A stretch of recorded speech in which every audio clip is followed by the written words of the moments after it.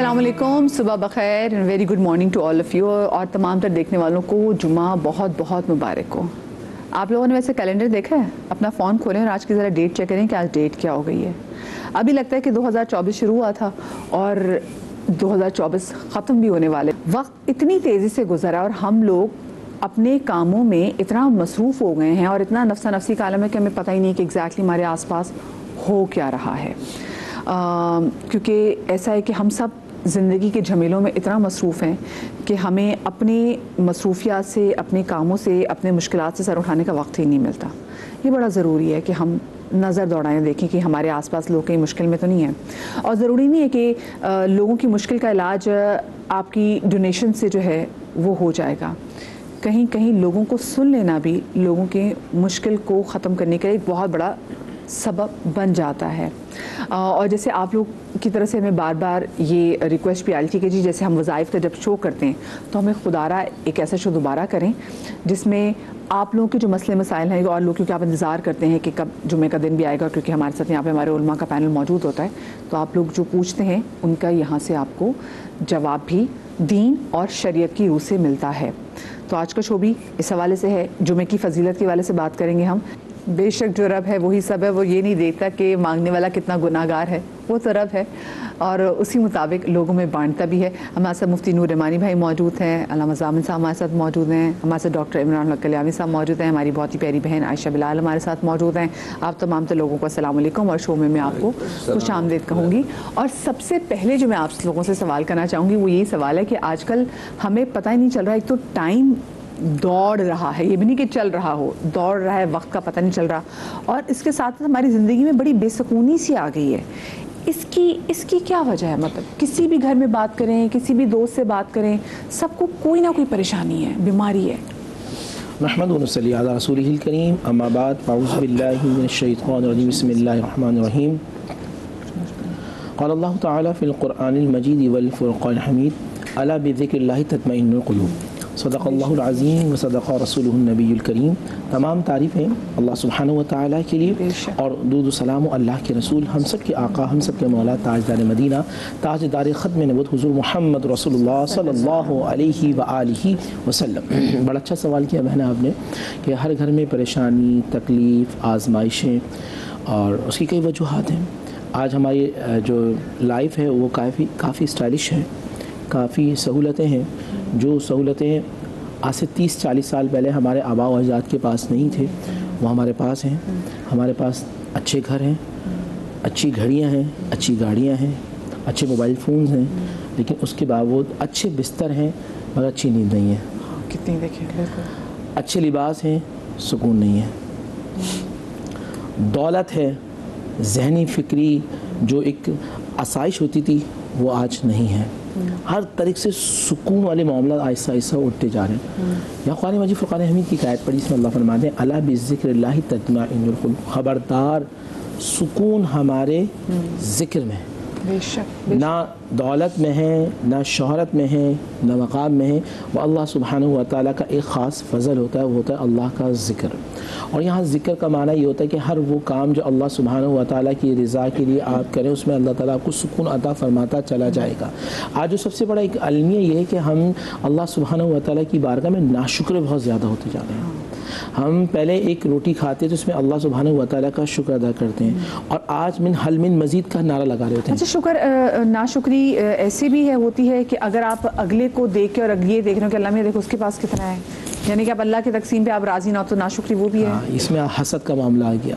اور دیکھیں مزے کی بات یہ کہ اسلام نے رش کو کہا ہے۔ رش یہ ہوتا ہے کہ مثال کے طور پہ زامن بھائی کے پاس کوئی چیز ہے اور میں یہ دعا کروں کہ پروردگار عالم ان کی جو چیز ہے یہ ان کے پاس رہے، اللہ ان کو برتنا نصیب کرے، اے اللہ مجھے بھی عطا فرمائے۔ اس دعا پر اللہ سبحانہ و تعالیٰ اپنی رحمتوں کے دروازے کھول دیتا ہے۔ اور ایک بات یہ ہو گئی کہ ان کے پاس یہ کہاں سے آ گیا، کیسے آ گیا، یہ تو میرے پاس کیوں نہیں ہے، ڈاکٹر صاحب کے پاس کیسے آ گیا، بہن کے پاس کیسے، آپ کے پاس کیسے آ گیا، یہ جو سیٹ ہے یہ تو میرا حق تھا۔ اور یہی جو تکبر تھا یہی شیطان کی خصلت میں تھا، شیطان تباہ و برباد ہو گیا اسی وجہ سے۔ ہاں، اس نے اکڑ کی۔ لیکن دو ہسٹری ہے نا، ایک نے عاجزی انکساری کا اظہار کیا۔ کالر ہمارے ساتھ موجود ہے اقرا، السلام علیکم جی۔ وعلیکم السلام، آپ کے کیا حال ہے؟ بالکل ٹھیک، اقرا آپ ٹھیک ہیں؟ جی آپ کی میں بھی ٹھیک ہوں. آپ کی میں آپ کی بہت بڑی فین ہوں. بہت شکریہ آپ کا اقرا. کیا پوچھنا چاہیں گے میری جان؟ آپ سے میں نے پوچھنا ہے کہ جمعے والے دن وہ کون سا ایسا وقت ہوتا ہے جب دعائیں قبول ہوتی ہیں؟ ہاں یہ ویسے ہم سب جاننا چاہتے ہیں اور ہم سب کا سوال بھی ہے. بہت شکریہ اقرا ہمارے ساتھ موجود تھیں آپ کی کال کا. میں ابھی جو تکبر پہ آئیں گے لیکن یہ بات مجھے آپ سب علامہ صاحب مجھے بتائیے گا کون سا ایسا لمحہ ہے جمعے کا کہ جس میں کہتے ہیں دعا کی جائے تو قبول ہوتی ہے؟ اعوذ باللہ من الشیطان الرجیم. بسم اللہ الرحمن الرحیم. الحمدللہ رب العالمین والصلاۃ والسلام علی محمد وآلہ الطاہرین. اما بعد. دیکھیے روز جمعہ جس کو سید الایام بھی ہم کہتے ہیں اور سورہ جمعہ خود روز جمعہ کی فضیلت کے لیے اتنا ہی کافی ہے کہ قرآن کریم میں تمام ایام میں سے فقط ایک دن ہے جمعہ. اس کے نام سے پورا اللہ تعالیٰ نے سورہ وقف کیا ہے سورہ جمعہ کے نام سے. ٹھیک. اور یہ واحد سورہ ہے قرآن کریم کا کہ جس میں پروردگار عالم نے جب ہم اس کی تلاوت کرتے ہیں بسم اللہ الرحمن الرحیم یسبح للہ ما فی السماوات والارض، جب اس کی تعریف کرتے ہیں کہ تسبیح تمام اس اللہ کی جو قدوس بھی ہے پاک بھی ہے. اب دیکھیے یہاں اپنے حبیب کا تعارف کرا رہا ہے اور اپنے حبیب کے ذریعے سے درخت اپنا تعارف کرا رہا ہے کہ وہ اللہ کون ہے جس نے امیین میں سے ایک رسول کو مبعوث کیا جو تزکیہ بھی کرتا ہے تعلیم بھی دیتا ہے، جبکہ یہ لوگ اس سے پہلے کھلی گمراہی مبتلا تھے. جب یہی سورہ آگے بڑھتا ہے تو پھر اس میں خدا سے محبت کرنے والے کون ہیں. ٹھیک ہے. فتمنوا الموت ان کنتم صادقین آیت واضح کر دیتی ہے کہ واقعی تم سچے ہو اگر قول میں کہ تم خدا سے محبت کرتے ہو تو پھر موت کی تمنا کرو. ٹھیک ہے. جو موت سے گھبراتا ہے وہ خدا کا دوست نہیں ہو سکتا. اسی طریقے سے اس روز جمعہ کی ہی فضیلت میں کہا گیا ہے کہ روز جمعہ کاروبار کو ترک کر دو اور خدا کی بارگاہ میں رجوع کرو. ٹھیک ہے. اسی سورہ جمعہ میں یہ کہا گیا کہ جب نماز جمعہ سے فارغ ہو جاؤ تو پھر منتشر ہو جاؤ زمین کے اوپر، پھیل جاؤ اور خدا کے پیغام کو پھیلاؤ. ٹھیک ہے. ایک سورہ ہے جس میں خدا کی تعریف بھی ہے رسول کی تعریف بھی ہے اور انسان کی اپنی ذمہ داریوں کا تذکرہ بھی کیا جا رہا ہے. کتنی اہمیت اس دن کی. ٹھیک ہے.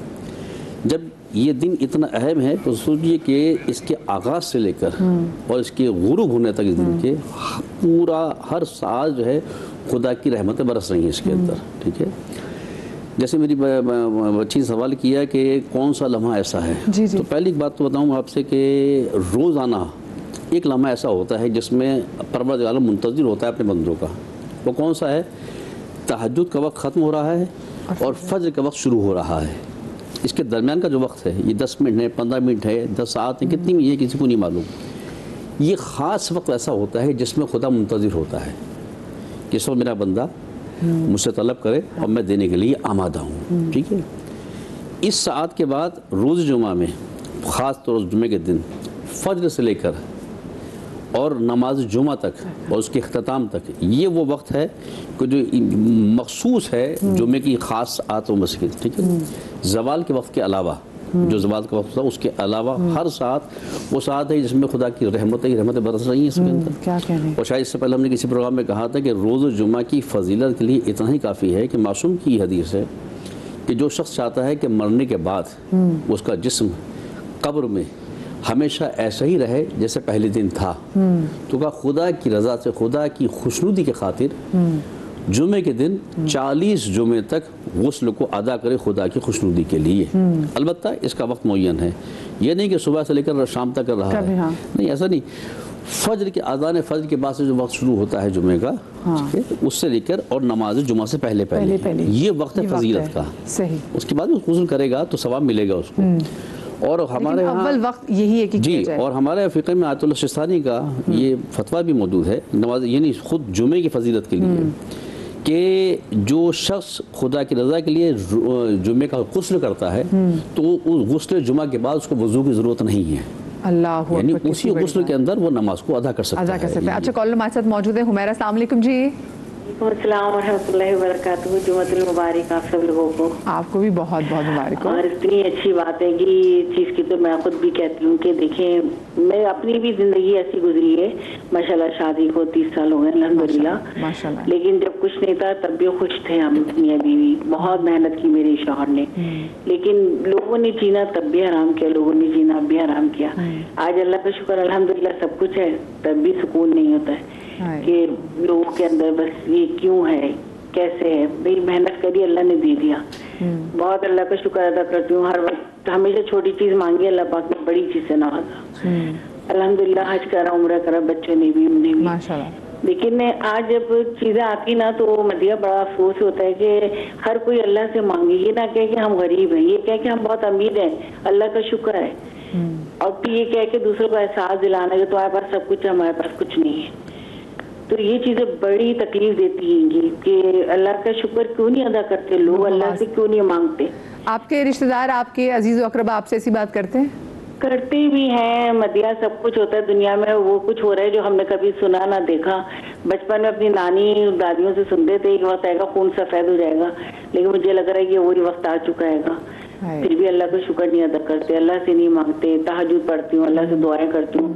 میرے شوہر نے بہت محنت کری, الحمدللہ الحمدللہ, اللہ پاک نے بھی نوازا اور اللہ پاک مزید جو ہے وہ برکت ڈالے. ڈاکٹر صاحب یہ بات ہے, وہ بات کریں کہ دیکھیں محنت ان کی میاں نے کی, لیکن جو رشتہ دار ہیں موازنہ بہت کرتے ہیں. وہ کہتے ہیں دیکھو تمہارے پاس تو سب کچھ ہے, وہ جو کمپیریزن والی جو بات کر رہی ہیں, اور دیکھو ہمارے پاس تو ایسے نہیں. وہ کہتی لوگ شکر کیوں نہیں ادا کرتے, اور وہ خود تو شکر ادا کرتے نہیں ہیں بلکہ آپ کو بھی نظر لگا دیتے ہیں. بسم اللہ الرحمن الرحیم. جی ہاں, بس اللہ تعالیٰ نے جس کو جو عطا فرمایا ہے اس پر انسان کو خود اپنے طور پہ بھی خوش ہونا چاہیے. اور میرا تو تجربہ یہ ہے کہ انسان اگر دوسروں کی نعمتوں پر خوش ہو, اور خوش سے زیادہ بڑھ کر یہ کہ اگر کسی کی خوشی پر کوئی شکرانہ بھی ادا کرتا ہے نا خاموشی سے, تو اللہ تعالیٰ اس کو اس جیسا بھی عطا فرماتے ہیں, اور کبھی کبھی اس سے بڑھ کے بھی عطا فرما دیتے ہیں. عمران بھی آپ نے کتنی زبردست بات کی کہ ٹھیک ہے ہم اگلے کی خوشی میں خوش تو ہو جاتے ہیں, لیکن ہم اس پہ ہم شکر ادا نہیں کرتے کہ اللہ تو نے ان کے لیے کتنی آسانی کر دی ہے, تیرا شکر ہے. تو میں نے یہ ٹوٹکا دیکھا اور لوگوں کو بتا رہا ہوں اسی لیے تاکہ وہ اس سے فائدہ اٹھائیں. کہ مثال کے طور پہ کسی کو بہت اچھا گھر پسند ہے, کسی کی کوئی اچھی گاڑی پسند ہے, تو اس کو دیکھ کر اس کی طرف سے خاموشی سے 2 یا 4 رکعت نفل شکرانے کا ادا کر دے. میں کوشش کرتا ہوں کہ مجھے اگر کسی خوشی کو پتہ لگتا ہے کہ بھائی اس کی خوشی آئی ہے, اس کو نیا گھر ملا ہے, پروموشن ہوا ہے, کچھ ہوا ہے, تو اس کو بنا بتایا کہ بتانے میں ہو سکتا ہے شاید ریا کا عمل شامل ہو جائے, تو کم از کم 2 رکعت تو شکرانے کا ادا کر لیتا ہوں. فیملی میں کسی کو خوشی پیش آئی تو اس میں کوئی نفل پڑھ لیے شکرانے کے.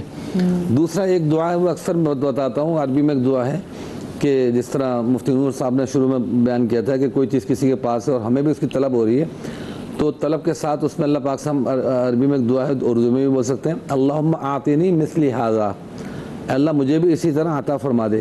کوئی بھی چیز ہے تو وہ اس طرح کہ اللہ مجھے بھی عطا فرما دے, اس طرح کہ اردو میں بول سکتے ہیں اللہ مجھے بھی اسی طرح کی چیز عطا فرما دے. کسی چیز کا شوق ہونا یہ کوئی بری چیز نہیں ہے. اور قرآن کریم میں آتا ہی کہ انسان اللہ تعالیٰ سے اپنے جوتے کا تسمہ بھی اگر مانگنا ہے تو اللہ تعالیٰ سے مانگے, نمک بھی طلب کرنا ہے تو اللہ تعالیٰ سے طلب کرے, تو اللہ پاک ضرور اس کو عطا فرماتے ہیں. اور مانگنے میں یہ ہے کہ ہم وہ اس طرح کی چیزیں نہ مانگیں. اکثر یہ ہوتا ہے کہ ہمارے نوجوان لڑکا لڑکی خاص طور پہ محبت کے جو چکر ہوتے ہیں نا, اس میں بس اللہ پاک سے کبھی مایوس ہو جاتے ہیں کہ ہم نے فلاں سے شادی کی تمنا کی تھی اور فلاں کو اپنے دعا میں مانگا تھا, وہ میں نہیں ملی یا نہیں ملا, تو اللہ تعالیٰ تو سنتے ہی نہیں ہے. اللہ تعالیٰ ہر چیز کی حکمت جانتے ہیں, کیسی کیا حکمت ہوگی. یہاں مجھے چھوٹا سا علامہ صاحب کو سنایا ہوا لطیفہ یاد آ رہا ہے, ان کی اجازت سے سناتا ہوں, کمی بیشی معاف. لطیفہ ہے فرضی طور پہ, بس ایک شخص نے وہ رات کو چھت پہ لیٹتا, اللہ تعالیٰ آسمان دیکھ دیکھ دعا کرتے ہیں, اللہ 5 کروڑ دے دے مجھے, 5 کروڑ دے دے, 5 کروڑ دے گا تو 2 کروڑ میں تیری رحمت صدقہ کر دوں گا. تو کافی دن ہوگا اس کی دعا قبولی نہیں ملی, نہیں 5 کروڑ. دوست سے ذکر کیا بات چیت ہوئی تو اس دوست نے مشورہ دیا کہ بھائی تیری جو نا اللہ پاک کو تیری کمٹمنٹ میں بھروسہ نہیں ہے کہ تو نہیں دے گا 2 کروڑ, بھروسہ نہیں تو 2 کروڑ نہیں دے گا, تجھے 5 کروڑ نہیں مل رہے. اچھا یہ مسئلہ ہے. اگلے دن سے اس نے دعا شروع کی, یا اللہ مجھے 5 کروڑ دے دے, اگر تجھے میری بات پہ بھروسہ نہیں, وعدہ صحیح, میں وعدے میں کچا ہوں, تو اپنے 2 کروڑ ایڈوانس میں کاٹ لے دو اور 3 کروڑ مجھے دے دو. تو ہمارے یہاں کچھ دعائیں ایسی ہوتی ہیں بڑی معصومانہ سی. اکثر میں دیکھتا ہوں ینگسٹرز کو دعا کر رہے ہیں, اس کے لیے کام نہیں کر رہے, دعا کر رہے ہیں. جی ہاں. اچھا لیکن یہ بات بھی دیکھیں, کبھی کبھی کو مذاق کی ہوئی دعا بھی اللہ پاک ایسا قبول کرتا ہے کہ انسان حیران ہو جاتا ہے. خاص طور پہ حرمین شریفین کے جانے کا معاملہ میں نے دیکھا ہے کہ انسان ویسے بیٹھا محفل میں بات کر رہا ہے, یا تو ایموشنل ہو گیا کوئی کسی کی بات سن کے حرم جا رہا ہے فلاں جا رہا ہے, ایک دم رو پڑا, یا مذاق میں ایسے ہی کہہ دیا کہ مجھے بھی جانا ہے. اور اللہ کو اس کی اس بات پر, اس مذاق پر ایسا پیار آ جاتا ہے کہ کھڑا کھڑ کہیں سے ایسا انتظام ہوتا ہے کہ اس کو پتہ بھی نہیں, اور وہاں جا کے ہکا بکا کھڑا ہو بیت اللہ کو دیکھ رہا تھا اور روضہ رسول کو دیکھ رہا تھا, اللہ میں کیسے یہاں پہنچ گیا ہوں. تو اللہ پاک تو دیکھیں ہماری مذاق میں کی ہوئی دعائیں بھی سن لیتے ہیں. ایسا نہیں کہ میں کہہ رہا ہوں نہیں سنتے, نہیں, اگر واقعتاً وہ اللہ پہ بھروسہ کامل ہے اور انسان دل سے کوئی مذاق میں بھی دعا کرے، اللہ پاک اس کو بھی پورا فرما دیتے ہیں کہ بھائی جا تیری یہ تمنا بھی ہم نے پوری کر دی، کہ تو یہ سمجھتا ہے کہ میں ہی پورا کرنے والا ہوں۔ تو ہمیں تو چلتے پھرتے اٹھتے بیٹھتے ایک یہ بھی سیکھ لینا چاہیے کہ ہم کسی کو بھی چلتے ہوئے دیکھ رہے ہیں تکلیف میں، ایون یہ مجھے جانوروں پہ بڑا رحم آتا ہے، خاص طور پہ جو گدھوں کے ساتھ ہمارے حشر ہو رہا ہوتا ہے نا، بہت رحم آتا ہے کہ جو دیکھتا ہوں گرمی میں ان پہ سامان بھی لدا ہوا، خود مالک بھی لدا۔ ایسی تربیت ہے ہمارے معاشرے کی کہ ہم نا اس چیز کو اگر کوئی سمپتائز بھی کہ اگر کوئی ترس بھی کھا لیں تو لو یہ تو بنا اس لیے جی ہاں، اس پہ آپ نے اتنا بوجھ لادا ہوتا ہے، وہ اللہ کی مخلوق ہے۔ تو میں یعنی بتا رہا ہوں کہ ہم بظاہر اس سے گدھے سے ہمارا کوئی رشتہ نہیں ہے، لیکن جاتے اس کے لیے دعا کرتے ہیں اللہ اس کے لیے آسانی پیدا کر دے، اس جانور کے لیے آسانی پیدا فرما دے۔ تو یہ جو جملے چھوٹے چھوٹے سے نکل رہے ہوتے ہیں نا، کسی گاڑی پنچر دیکھ لی، اب ہیلپ بھی کر سکتے ہیں، جاتے دعا دے دی اللہ اس کی گاڑی جلدی سے ٹھیک کرا دیں، فیملی کے ساتھ جا رہے ہیں اللہ اس کی گاڑی ٹھیک ہو جائے۔ پہلے میں یہ کرتا تھا پیٹرول تھوڑا سا گاڑی میں اپنے رکھتا تھا، پھر وہ ظاہر آپ وہ رسک کی وجہ سے میں نہیں رکھتا کہ رسک ہوتا ہے کہ آگ نہ لگ جائے، اور نہیں تھا کہ کہیں بھی کسی بائک والے کو دیکھا کہ فیملی کے ساتھ کھڑا ہوا بیچارہ بائک کو لٹا رہا ہے، پیٹرول ڈال رہا ہے، تو اس کو جا کے نا دیتے ہوئے نکل کے پیٹرول دے دیا۔ تو یہ چھوٹی چھوٹی چیزیں ہمیں اللہ کا قرب عطا کرتی ہیں۔ حدیث شریف میں آتا ہے نا کہ اگر تم نے کوئی راستے سے کوئی پتھر ہٹا دیا، کوئی تنا ہٹا دیا، تو اس کی وجہ سے تمہارا جنت میں بہت بڑا مقام بن جاتا ہے۔ اور دعا ایک ایسی چیز ہے کہ جو اسلام میں باقاعدہ اس کو پورا چیپٹر ہے کتاب الدعا، یہ ساری چیزیں باقی تمام مذاہب میں چیزیں نہیں ملیں گی کہ دعا سے ہم بہت ساری چیزیں بیماریاں ٹھیک کر لیتے ہیں۔ اچھا، اس کا مطلب ایک چیز آپ یہ اخذ بھی کر سکتے ہیں کہ دعا جو ہے، دعا کی قبولیت اگر آپ نے آسان کرنی ہے تو اس میں یہ چیز بھی ہے کہ آپ اللہ کا شکر ادا کریں۔ بالکل، کہ آپ کا شکر آپ کی دعا کی قبولیت کے چانسز بڑھا دیتا ہے۔